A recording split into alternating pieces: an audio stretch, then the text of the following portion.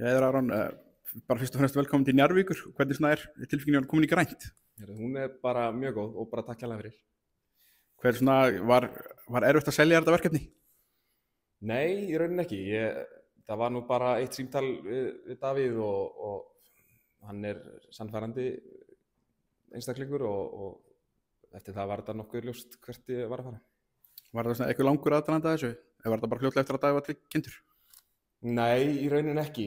Þetta gerist nú bara nánast í dag sko og tek símtal við hann og hann var ekki lengi að sannfæra mig að þetta væri rétta skrið.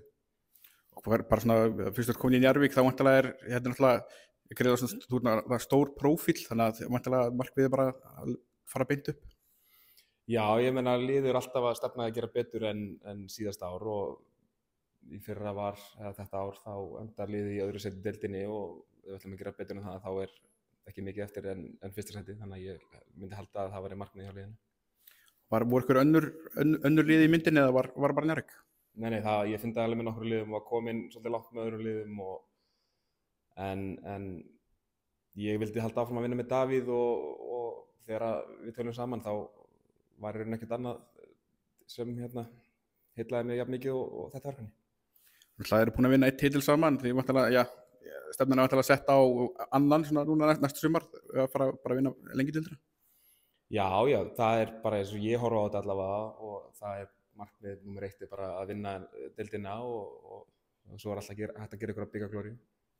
Og svona bara kraftur í Njarðvík, svona sérðu fram á bara svona spennandi sumar með Njarðvíkingum?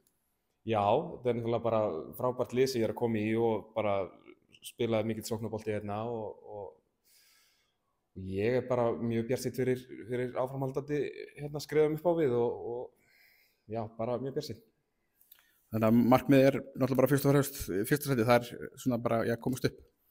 Já, það náttúrulega fyrsta markmiðið náttúrulega bara að vinna þessa deild og svo bara tökum við stöðun á því hvernig hlutin að ganga í sumar.